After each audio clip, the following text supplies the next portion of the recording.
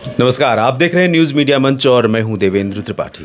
दिल्ली विधानसभा चुनाव संपन्न हुए और इस बार जैसा कि अनुमान था और ज़्यादातर एग्जिट पोल भी यही बता रहे थे, जिस तरह का परिणाम हमें सामने दिखाई दिया। लगातार 2 टर्म अरविंद केजरीवाल ने लैंडस्लाइड विक्ट्री दी थी दिल्ली में आम आदमी पार्टी ने, और उसका उल्टा हुआ और उसके लिए बहुत सारे कारण रहे होंगे। इस समय मैं आपसे मुलाकात करवा रहा हूँ एक चर्चित चेहरे, दिल्ली विधानसभा के एक चर्चित चेहरे जो कि इस बार विधायक बने हैं। रवि जी, आपको बहुत बहुत स्वागत है हमारे साथ जुड़ने के लिए। सबसे पहले बधाई आपको आपकी इस विजय के लिए। जीत के लिए सिर्फ एक कारण अगर मैं पूछूं पूरी दिल्ली में, तो किस फैक्टर को मानते हैं? जीत के लिए एक ही कारण है, माननीय प्रधानमंत्री नरेंद्र मोदी जी। उनकी अगुवाई में हम लड़े और कहीं ना कहीं मोदी जी की जो अगुवाई में दिल्ली हम जीते, तो सिर्फ सिरे अगर एक शब्दों में दिया जाए तो माननीय प्रधानमंत्री।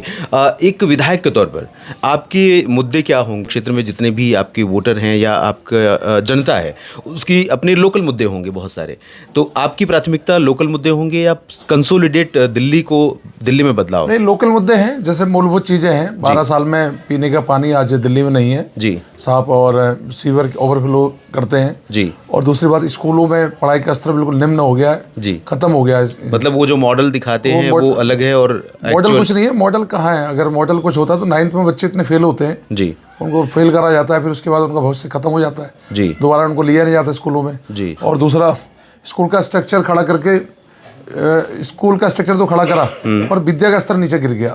मतलब बुनियादी ढांचे को बेहतर करने की कोशिश की गई, लेकिन उसमें जो मूलभूत उद्देश्य है शिक्षा का, उसको थोड़ा सा बिल्कुल नहीं हुआ, पूरा नहीं हुआ। उसको बहुत बुरी हालत है शिक्षा की। आज दिल्ली में स्कूलों में प्रिंसिपल नहीं है, वाइस प्रिंसिपल चलाते हैं। दिल्ली में टीचरों की पोस्ट खाली है और बहुत बुरी हालत में है। और स्ट्रक्चर खड़े कर दिए, स्ट्रक्चर भी ऐसे खड़े कर दिए, सिर्फ टी आयरन कड़ी पत्थर में स्कूल बढ़ा दिए जी। और आपने देखे होंगे इतनी बड़ी बड़ी इमारतें बनती है, लेंटर जलता है, उसमें सरिये जलते हैं। आप कभी जाके देखेंगे इनका स्ट्रक्चर, सिर्फ टी आयरन गार्डर में बड़ी बड़ी बिल्डिंगें खड़ी करती है। सोचो इनकी क्या मतलब क्या मजबूती क्या होगी, मजबूती क्या होगी आने वाले। यमुना एक बहुत बड़ा फैक्टर रहा दिल्ली में चुनाव में रिजल्ट को बदलने में, क्या आप मानते हैं इसको? बिल्कुल, माँ यमुना को हर सनातनी यमुना जी को माँ मानता है अपने। और जिस प्रकार माँ यमुना का जो उपहास उड़ाया है, जो मजाक उड़ाया इन्होंने जी, पिछले 10 सालों में इन्होंने हर बार कहा कि सरकार आएगी तो 5 साल दीजिए, यमुना में डुबके लगवाएंगे। इस बार भी कहा कि 5 साल दीजिए।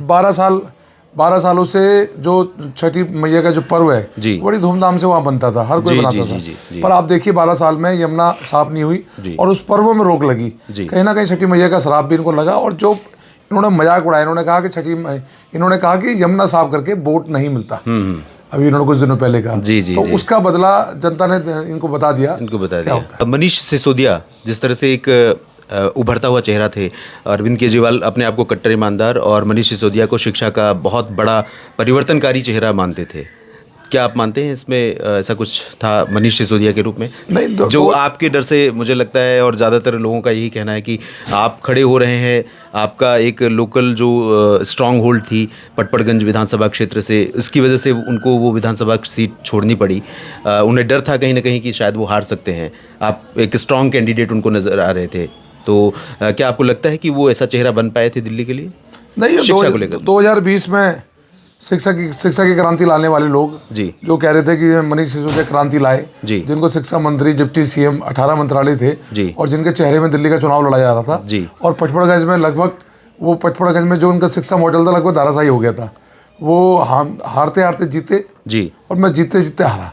पूरी दुनिया ने देखा कि जब 62 सीट थे, सुनामी चल रही थी 2020 में। हाँ, उस सुनामी में केजरीवाल 4 बजे तक जश्न नहीं बना पाया, क्योंकि कहीं ना कहीं सिसोदिया लगातार हार रहे थे जी। तो अब वो हार का डर तो उनके मन में था ही, 5 साल उनके मन में रहा जी। तो मुझे लगता है इस बार वो वहाँ से भाग गए और उन्होंने सोचा कि वहाँ लड़के, पर वहाँ भी उनको हार करना पड़ा जी।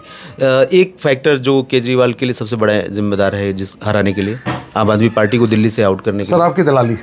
ओके, जब लोगों को वैक्सीन चाहिए थी, लोगों को राशन चाहिए था, उस टाइम शराब की डील हो रही थी इनकी जी जी, कौन सी बोतल कौन सी कैसा करेंगे, किसको ठेके दिए जाएंगे जी जी, तो वो चल रहा था। तो कहीं ना कहीं इसका बहुत बड़ा एक बहुत बड़ा फैक्टर है।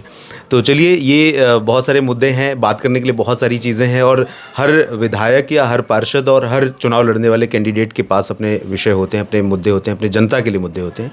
लेकिन अब उम्मीद ये की जा रही है और बीजेपी पर एक कहीं ना कहीं बहुत बड़ा प्रेशर है कि जिस तरह के वादे स्थानीय तौर पर विधानसभा चुनाव के राज्य की पार्टी ने किए हैं और जिस तरह से प्रधानमंत्री नरेंद्र मोदी ने जीत के बाद पार्टी मुख्यालय में जाकर जिस उत्सव में भाग लेते हुए उन्होंने जिस तरह के वादे किए हैं, उससे दिल्ली वालों की उम्मीदें और बढ़ गई हैं और उम्मीद ये की जा रही है कि यमुना की तस्वीर बदलेगी और दिल्ली में जो पिछले 10-12 साल से इंफ्रास्ट्रक्चर डेवलपमेंट की बात अगर की जाए तो उसमें बहुत डाउनफॉल था, उसमें परिवर्तन कुछ आएगा और उम्मीद करते हैं कि क्योंकि फुल मेजॉरिटी है तो कहीं कोई रोक टोक नहीं होगी।